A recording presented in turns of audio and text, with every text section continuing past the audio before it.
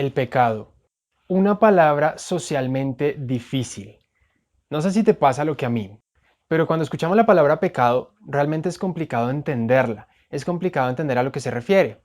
Por eso, la pregunta que tenemos para el día de hoy es, ¿qué es el pecado? Y junto con ella, ¿qué trae?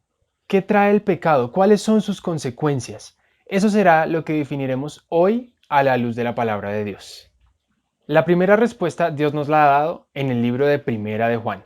Primera de Juan capítulo 3 versículo 4 y dice así: Todo aquel que comete pecado infringe también la ley, pues el pecado es infracción de la ley. Correcto. Creo que ya tenemos un primer panorama. Entendemos que el pecado es infringir una ley. Hasta el momento no entendemos qué ley, no conocemos qué ley. Sin embargo, antes de pasar a mirar qué nos dice la palabra de Dios sobre esa ley que se infringe cuando se peca, vamos a entender qué es lo que produce el pecado. Es decir, cuáles son sus consecuencias, cuál fue el cambio que generó en el ser humano. Y para poderlo entender vamos a ir al libro de Romanos. Romanos capítulo 6, versículo 23, y dice así: Porque la paga del pecado es muerte, pero la dádiva de Dios es vida eterna en Cristo Jesús, Señor nuestro. Ok, es decir que el ser humano no fue creado para morir. Creo que ahora vamos entendiendo mucho mejor la importancia que tiene el respetar esa ley. ¿Por qué? Porque precisamente el no haberla respetado, es decir, el haber pecado en contra de esa ley, es lo que genera que tú y yo no tengamos la posibilidad de vivir eternamente, sino de que exista la muerte en cada uno de los seres humanos. Desde el principio, es decir, desde Adán y Eva, ellos perdieron esta posibilidad de vivir eternamente. Ellos ya la tenían, porque eran hechos a imagen y semejanza de Dios. Sin embargo, en el momento en el que pecan, automáticamente pierden su cuerpo de gloria y al recibir un cuerpo de carne, tienen la imposibilidad de vivir eternamente. ¿Entiendes un poco mejor? Bueno, ahora lo que vamos a ver es precisamente a qué ley es a la que se refiere cuando nos dice que la infringimos a través del pecado. Para poder entenderla, vamos a ir al libro de Éxodo, capítulo 31, versículo 18. Y dice así: Y dio a Moisés, cuando acabó de hablar con él en el monte Sinaí, 2 tablas del testimonio, tablas de piedra escritas por el dedo de Dios. Pienso yo que la única forma en la que nosotros podríamos certificar que esta ley es de Dios es precisamente que sea una ley que haya sido escrita por Él. No sé si logras entender el impacto de que Dios hubiese escrito esta ley con su propio dedo. Si nosotros revisamos la Biblia vamos a encontrar que únicamente en 2 ocasiones el Señor ha tocado esta tierra con sus manos. La primera fue para crear al ser humano, porque lo hizo con sus manos del polvo de la tierra, del barro. Y la segunda fue precisamente para poder escribir las tablas de la ley. Creo que ahora podemos entender esa dimensión tan gigante que tiene la ley en el punto en el que el Señor la compara con el ser humano, al haber sido lo único que Él escribió con su propio dedo. Pero entonces ahora sí, la pregunta es, ¿cuál ley? Vamos a ir al libro de Éxodo. Éxodo capítulo 20, vamos a leer los versículos del 3 al 17, en donde la encontramos completa. Y dice así: Versículo 3, mandamiento número 1. No tendrás dioses ajenos delante de mí. Versículos 4 al 6, mandamiento número 2. No te harás imagen ni ninguna semejanza de lo que esté arriba en el cielo, ni abajo en la tierra, ni en las aguas debajo de la tierra. No te inclinarás a ellas, ni las honrarás, porque yo soy Jehová tu Dios, fuerte, celoso, que visito la maldad de los padres sobre los hijos hasta la 3ª y 4ª generación de los que me aborrecen, y hago misericordia por millares a los que me aman y guardan mis mandamientos. Versículo 7, mandamiento número 3. No tomarás el nombre de Jehová tu Dios en vano, porque no dará por inocente Jehová al que tome su nombre en vano. Versículos 8 al 11, mandamiento número 4.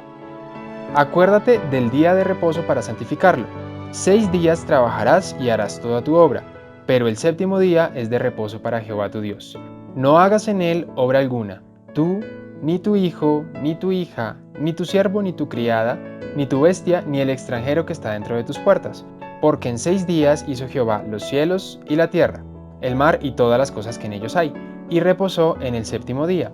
Por tanto, Jehová bendijo el séptimo día y lo santificó. Hasta aquí encontramos los primeros 4 mandamientos que tienen que ver directamente de nuestra relación con Dios. Es decir, estos mandamientos tienen que ver con la adoración a Dios y con la forma en la que nosotros nos relacionamos con Él.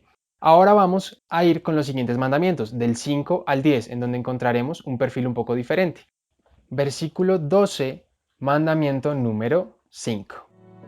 Honra a tu padre y a tu madre, para que tus días se alarguen en la tierra que Jehová tu Dios te da. Versículo 13, mandamiento número 6. No matarás. Versículo 14, mandamiento número 7. No cometerás adulterio. Versículo 15, mandamiento número 8. No hurtarás. Versículo 16, mandamiento número 9. No dirás contra tu prójimo falso testimonio. Y finalmente, versículo 17, mandamiento número 10. No codiciarás la casa de tu prójimo, no codiciarás la mujer de tu prójimo, ni su siervo, ni su criada, ni su buey, ni su asno, ni cosa alguna de tu prójimo. Creo que ahora tienes varias preguntas en tu cabeza. Sin embargo, vamos a entrar por un hecho, y es que los mandamientos, estos 10 mandamientos que acabamos de leer, si te das cuenta, componen el eje total de nuestro proceso como seres humanos, teniendo 2 cosas para tener en cuenta. La primera, nuestra relación con Dios, y la segunda, nuestra relación con el prójimo, con el resto de seres humanos. Aquí Dios nos ha dejado el eje completo, el equilibrio de la existencia humana, que es nuestra relación con nuestro Creador y nuestra relación con todos aquellos que tenemos a nuestro alrededor. Es precisamente por eso que la ley es tan importante. Sin embargo, esta ley fue escrita más o menos 1400 años antes de la existencia de Jesucristo. Por ende, muchos se preguntan, ¿aún es válida esta ley? La misma Biblia nos dará la respuesta. Vamos al libro de Isaías. Isaías capítulo 40, versículo 8. Y dice así: La hierba se seca y se marchita la flor, mas la palabra del Dios nuestro permanece para siempre. Este texto no dice permanece hasta que Jesús haya venido. Permanece hasta que ocurriese la Segunda Guerra Mundial. Dice que permanecerá para siempre. Sin embargo, si te quedan dudas, porque podrías llegar a decir, bueno, habla de la palabra de Dios en general, pero no dice nada sobre la ley, pudo haber sido cambiada.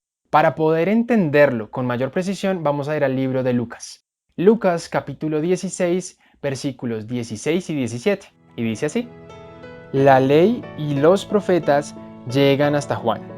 Desde entonces es anunciado el reino de Dios y todos se esfuerzan por entrar en él.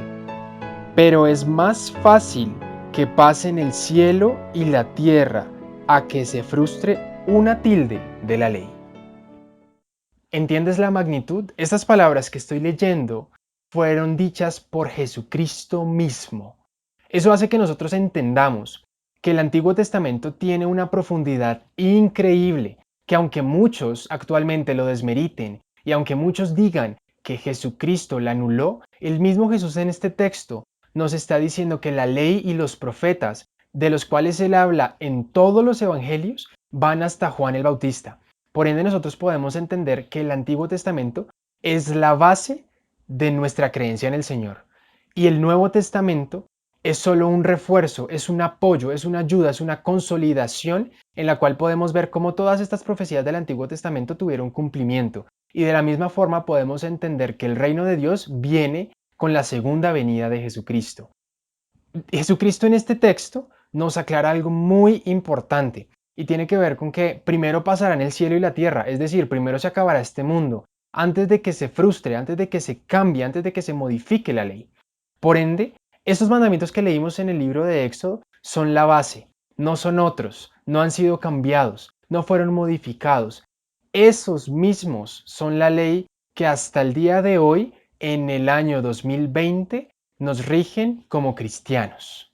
Cristo hoy tiene un mensaje para ti y para mí.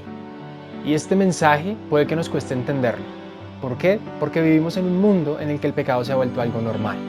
Es decir, a lo malo le llaman bueno y a lo bueno le llaman malo. Sin embargo, Él quiere que entendamos algo, y es que Él nos ama demasiado, y el pecado no hace parte del amor. Cuando pecamos, nos alejamos de la presencia de Dios, porque el pecado lo creó Satanás para alejarnos a ti y a mí de la presencia de Él. Por ende, Cristo no va a negociar con el pecado, y lo que quiere hoy, por amor a ti, por amor a mí, es que nos alejemos de Él. Por ello, en el libro de Romanos, capítulo 6, versículos 1 y 2, nos ha dejado una respuesta muy valiosa, y dice así: ¿qué pues diremos? ¿Perseveraremos en el pecado para que la gracia abunde? De ninguna manera, porque los que hemos muerto al pecado, ¿cómo viviremos aún en él? ¿Entiendes lo que Cristo quiere decirte? Él está llamando tu atención en esta tarde. Él quiere que tú entiendas que no podemos seguir viviendo en el pecado. ¿Podemos tropezar? Claro que sí. ¿Podemos caer en algún momento? Claro que sí. Nuestra naturaleza normalmente nos va a forzar hacia eso. Pero Cristo quiere que nosotros perseveremos, que nosotros no habitemos en el pecado. Si hay algo en este momento que tú quieres abandonar, déjalo, abandónalo.